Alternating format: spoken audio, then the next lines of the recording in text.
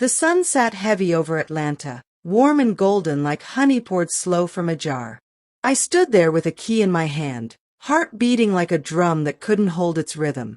Today wasn't just any day. It was the day I planned to change my wife's life forever. Andre, I whispered to myself, you've finally done it. I had worked overtime shifts for 2 years, hustled side gigs, and saved every penny I could without letting Angela, my wife, catch a clue. Angela deserved everything. She was the kind of woman who held you up when you were down, who believed in you when you barely believed in yourself. And today, on her birthday, I was gonna give her the gift of a lifetime. A whole house. Not just bricks and mortar, but stability. A dream. A promise turned real. I pulled up to the driveway, the house sitting proud on the corner lot like it had been waiting on us. White trim, red brick, big windows that looked like eyes wide open to possibility. This it, I said out loud, smiling to myself. This gon' be our forever. Inside, balloons floated against the ceiling. My sister had helped decorate, making sure Angela would walk in and feel the love instantly. The dining room table had her favorite, red velvet cake, cream cheese frosting smooth as silk. I checked my watch. Any minute now, she'd pull up. Any minute now, I'd see her face light up when I told her she was standing in her own home.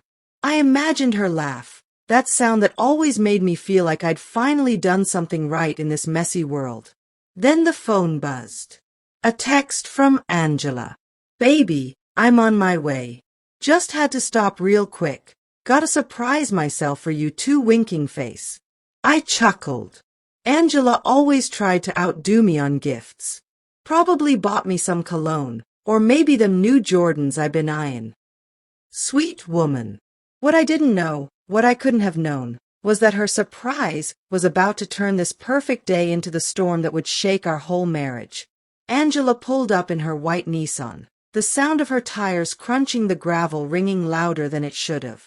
My palms got sweaty, and I wiped them on my jeans. I was ready. I was about to hand her the future. Happy birthday, baby. I called out as she stepped out the car. Her smile stretched wide, the kind of smile that made every bad day worth it. She ran over, kissed me on the cheek, then paused when she noticed the balloons peeking through the living room window. Andre, what's all this? She asked, her eyes squinting with suspicion, though her tone had that playful edge. Come inside, I said, taking her hand. My chest swelled with pride as I led her through the doorway. The sight hit her, the cake, the decorations, the soft R&B playing low in the background. Her mouth opened in awe. Andre, this is beautiful. I reached into my pocket, pulled out the shiny key, and placed it in her palm. It ain't just decorations, baby. This house, it's yours. Yours and mine. Happy birthday, Angela. Tears filled her eyes, and for a moment I thought I'd nailed it. For a moment I thought love had won. But before she could answer, before she could even breathe out the thank you I knew was coming, the front door creaked. Another man walked in. Tall. Sharp suit.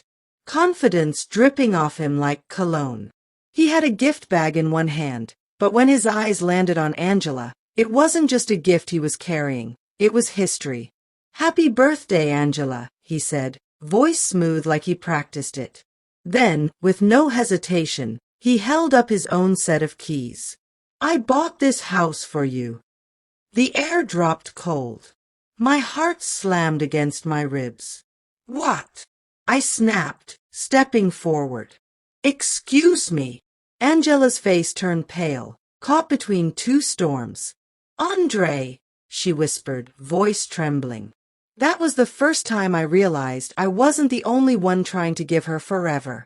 Silence pressed down on us so heavy you could hear the hum of the fridge in the kitchen. I stared at him, this stranger standing in my moment, trying to understand if this was real. You must be Andre, he said calmly, like we was just two brothers meeting at a cookout. Name's Victor. Victor. Even his name sounded like arrogance. Angela stepped forward, hands raised like she was breaking up a fight that hadn't even started yet. Please, both of you, calm down. Calm down. I cut her off. This man just walked in my house talking about he bought it for you. Who the hell are you, bruh? Victor smirked, slipping his free hand in his pocket. I'm someone who cares about Angela. Someone who's been there before you even knew her. That stung, but I didn't let it show. I clenched my fists, keeping my voice steady. Whatever history y'all had, that's past tense. She's my wife. You understand me? My wife. And this is our house. Angela's eyes darted between us, panic swimming in them. Victor, you can't just show up like this. Why not? He interrupted, his gaze never leaving mine. I told you I'd always take care of you. And this house? This was supposed to be proof. The word proof burned through me. Proof of what? That my wife still held on to something she hadn't told me? I turned to her. Angela, what is this? You knew. Her lips trembled, but no words came out. And in that silence, my trust in her cracked, just a little. Later that night, after Victor finally left, though not without a smirk and a promise that this wasn't over, I sat on the edge of the bed, staring at Angela. She paced the room like a caged bird, chewing her lip raw. Andre, please, you gotta understand. Understand what? My voice was low, dangerous. That another man thinks he can buy my wife a house? That he got keys to the same place I just bled 2 years of my life to afford? You better start talking, Angela. And she stopped pacing, closed her eyes, and sighed deep. Victor and I, we go back. Way back. Before you. He was my first love. The words hit harder than a punch. I thought it was over between us, she continued, voice soft. But when Mama got sick last year, I didn't tell you. I reached out to him for help. He gave me money for her treatments. I told myself it was just a loan, just support from somebody who once mattered. But Victor, he never let go. He kept showing up, reminding me of what we had. And when he found out my birthday was coming up, he bought you a damn house? I snapped, standing. Tears spilled down her cheeks. I didn't ask for it. I didn't even know he would do that, Andre. I swear to you. But the damage was done. I wasn't just fighting another man. I was fighting a ghost from her past, one she hadn't buried deep enough. And now that ghost had the same keys I did. The next few days were war. Not fists and blood, but words sharp enough to cut bone.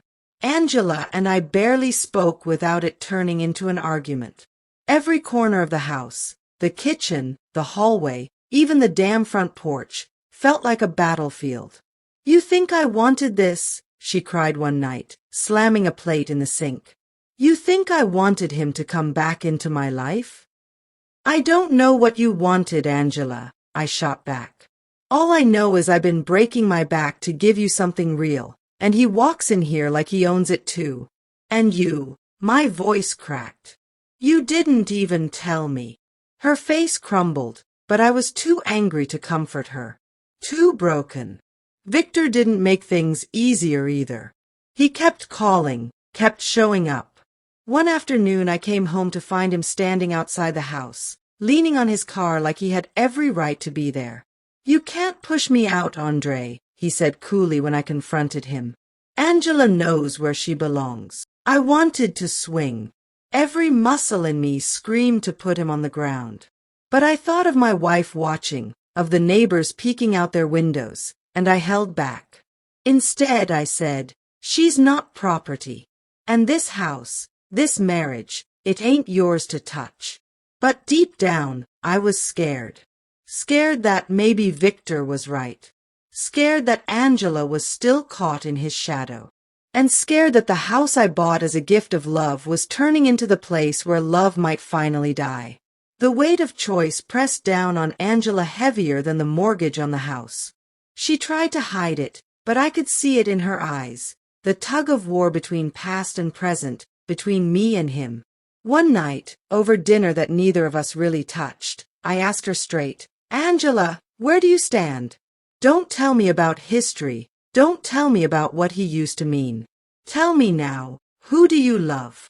Her fork clinked against the plate. She looked down, then up at me, tears brimming. "I love you, Andre. But I can't deny what Victor once was to me. He was there when I didn't know if anybody ever would be. Part of me still," she trailed off. My chest tightened. That pause was louder than a shout. I pushed back from the table. "If you can't choose me fully, then what are we even doing?" She reached across, but I pulled my hand back. Because love with hesitation felt like betrayal. The house itself became the battlefield. Victor had his name on some of the paperwork. Come to find out, he had made an offer on the house weeks before I closed on it. Some clerical mess-up meant the realtor had accepted deposits from both of us, and instead of canceling one deal, the office got sloppy. So technically, in the eyes of the law, both of us had a claim. Angela sat in the living room while Victor and I argued in front of her, like two kings fighting for a throne neither of us could rightfully claim. "This is ridiculous," I barked. "I put my sweat, my money, everything into this place. And I had it lined up before you even knew it was on the market," Victor countered. "Face it, Andre. You're just living in the house I picked out for her." Angela covered her face with her hands, sobbing quietly. And right then, I realized, this wasn't just about a house. It was about love claimed, love tested, love stretched thin. The house was just the symbol. We were the ones crumbling. Word spread fast. My mama called me, her voice sharp. "Andre, what's this nonsense I'm hearing about some man buying your wife the same house? Baby, you better handle that." Angela's sister showed up one afternoon, pulling her aside. "Girl, you always had one foot in the past. You gone lose a good man chasing what used to be. Even my boys had opinions." Malik from work told me, "Bruh, I would have swung on that dude first day. You too calm." Everybody wanted to weigh in. But no one had to wake up next to Angela, see the confusion in her eyes, hear the silence that sat heavier than words. And no one else had Victor showing up unannounced, leaning on his car, reminding me he wasn't leaving. I stood in the living room, voice steady but firm. "Angela, I need to know. Right now. Him or me. You can't keep both of us in your orbit.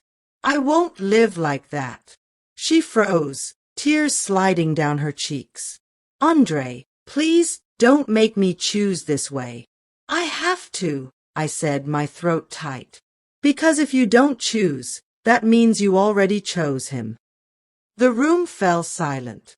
Her sobs filled the air, but no answer came. I walked out that night, slept in my car, staring at the same house I bought for her. The house that suddenly didn't feel like mine at all. He started showing up with flowers, taking Angela out, just to talk. He sent furniture for the house, as if furnishing it would prove he belonged. One Saturday morning, I came home to find a brand new leather couch sitting in the living room. Angela stood there, arms crossed, looking guilty. "Victor dropped it off," she said quietly.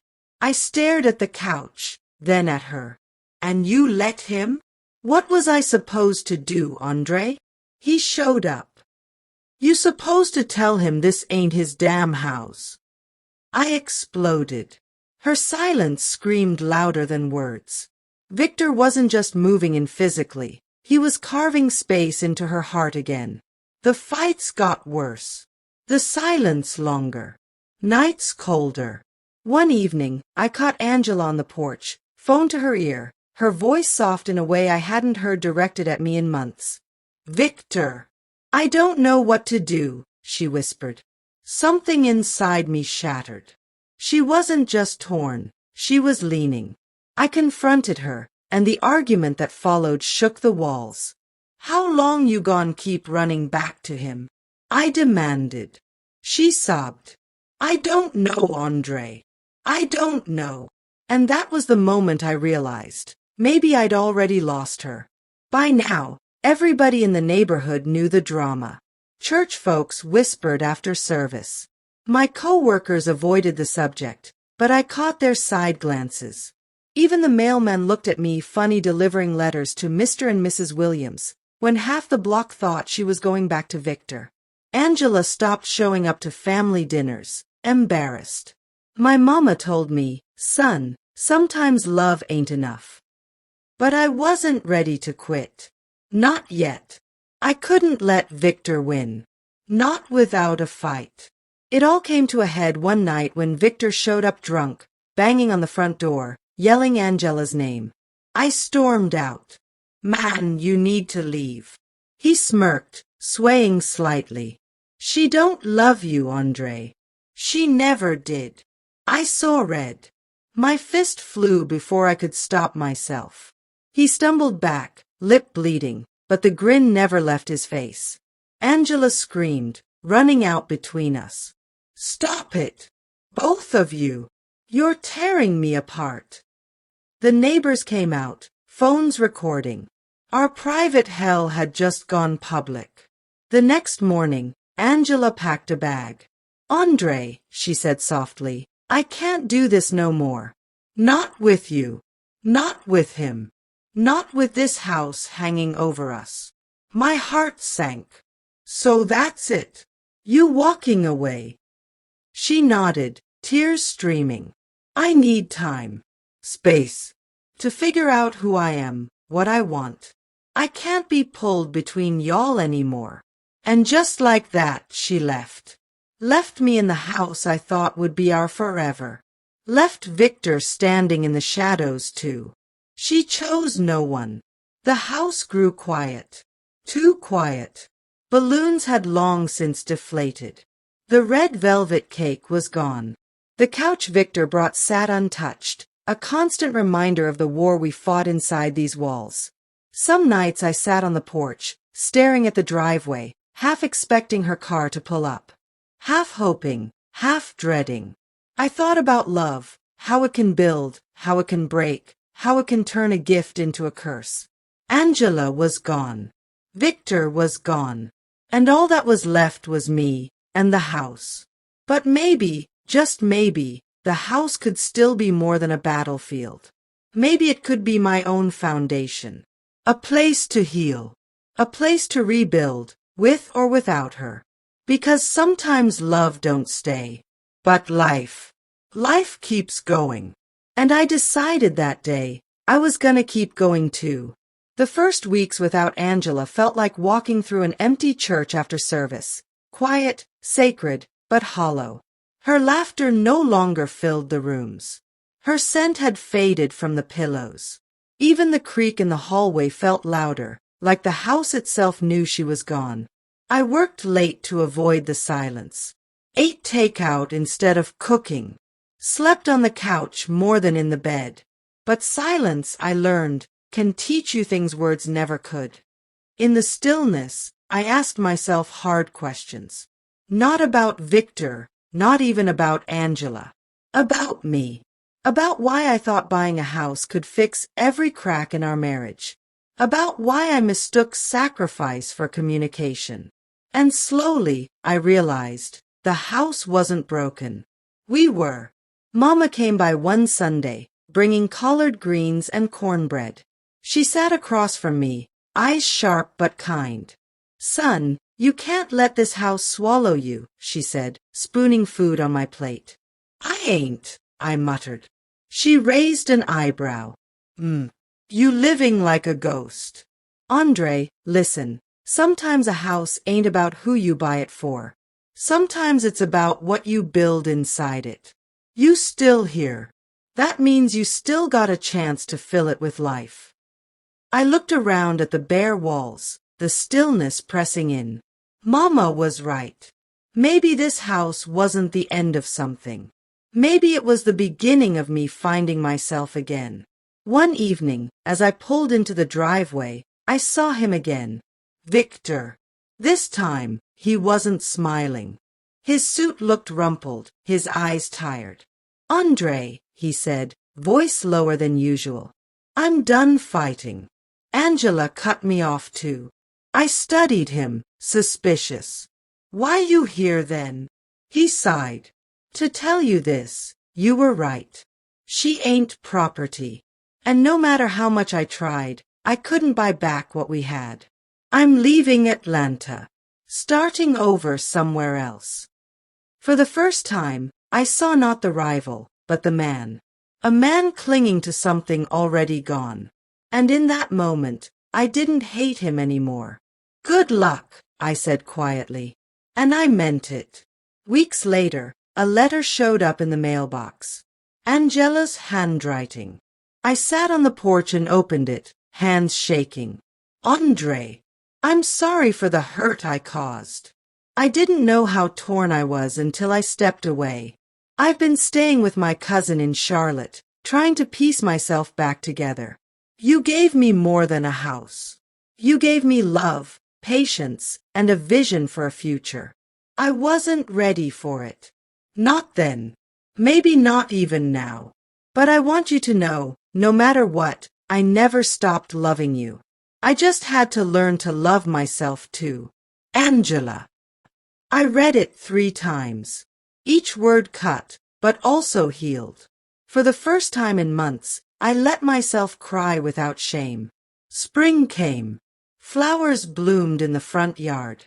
The house felt lighter somehow, like it was breathing again. I started fixing it up, painting walls, planting a garden, hanging pictures of my family. Little by little, it became less the house I bought for Angela, and more the home I was making for myself. Friends came by. My nephew played in the yard. Laughter filled the rooms again. The house was no longer empty, and neither was I. One afternoon, months later, I came home to see Angela sitting on the porch steps. She looked different, softer, stronger, like someone who had walked through fire and come out whole. "Hey," she said quietly.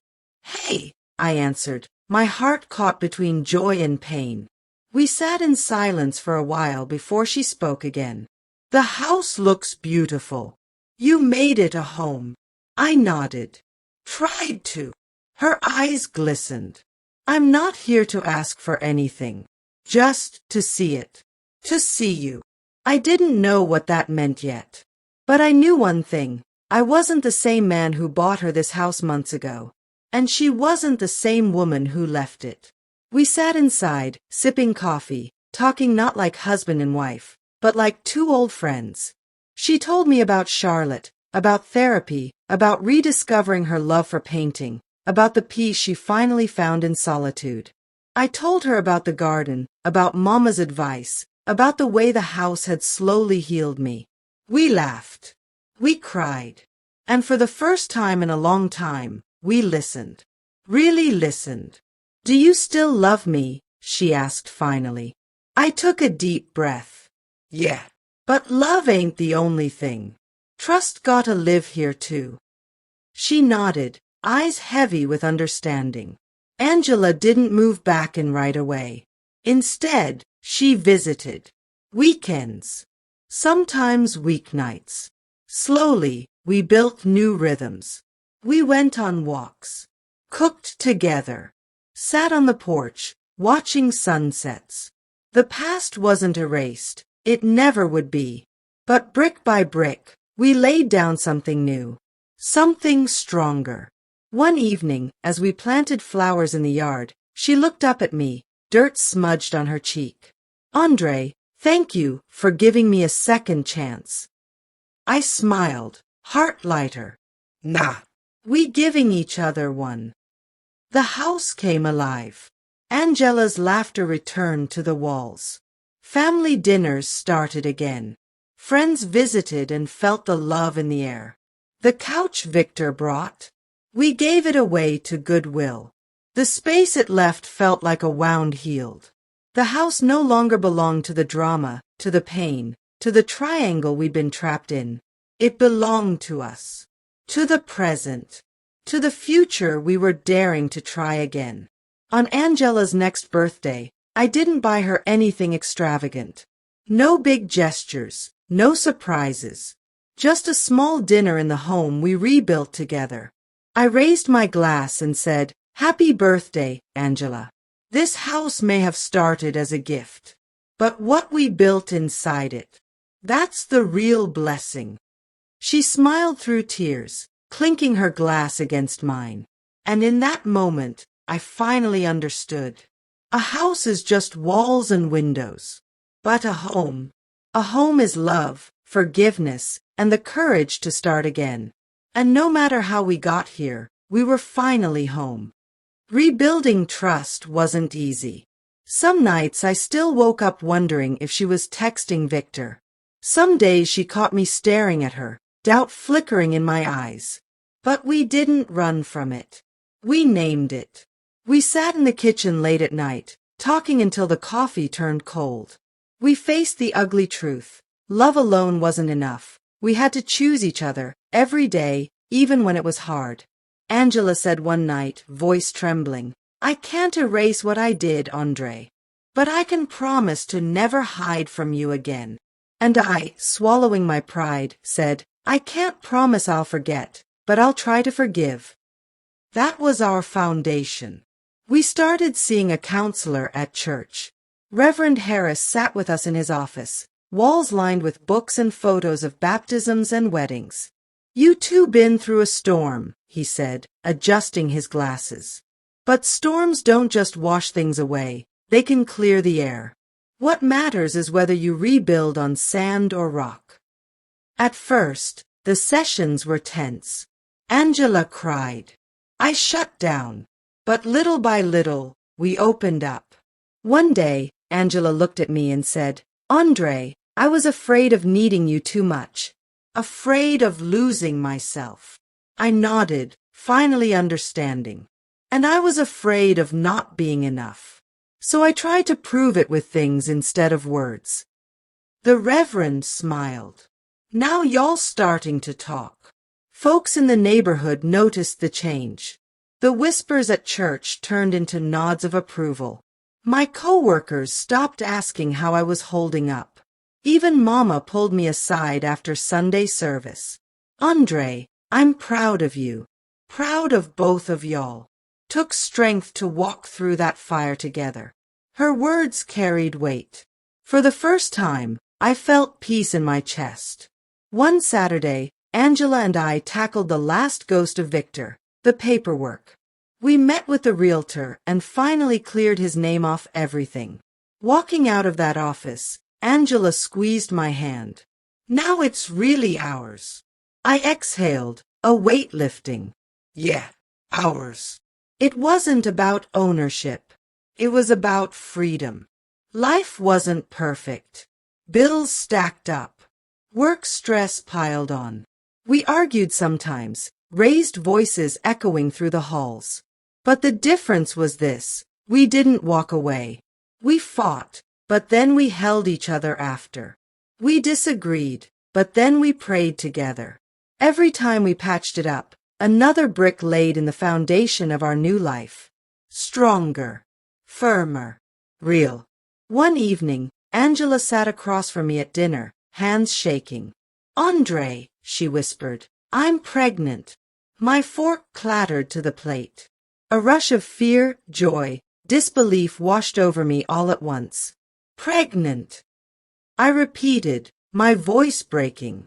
She nodded, tears spilling. "We're gonna have a baby."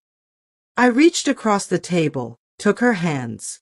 And in that moment, every fight, every tear, every ghost of Victor disappeared. The house wasn't just ours now. It was for the next generation. The months that followed were full of paint swatches, baby cribs, and late-night runs for pickles and ice cream. Angela glowed, even when she complained. I read books about fatherhood, nervous and excited. The house transformed again. The spare room became a nursery, walls painted soft yellow. Mama crocheted blankets. Neighbors dropped off gifts. The community that once whispered now celebrated with us. It felt like the house itself was smiling. The night Angela went into labor was chaos.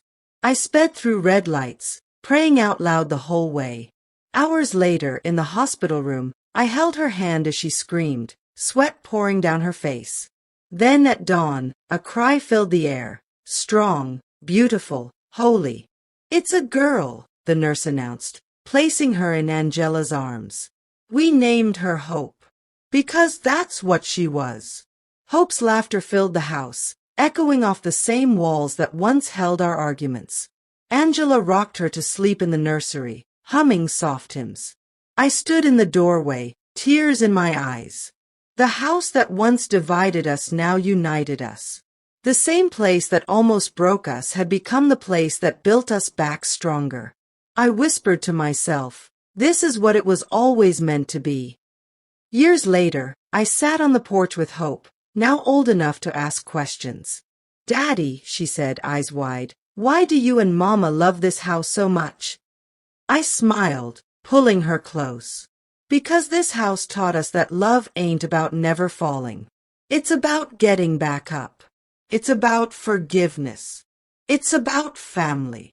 Angela stepped outside, wrapping her arms around us both. And together, we looked at the home we had fought for, bled for, prayed for. The house wasn't just bricks. It wasn't just wood. It was our story.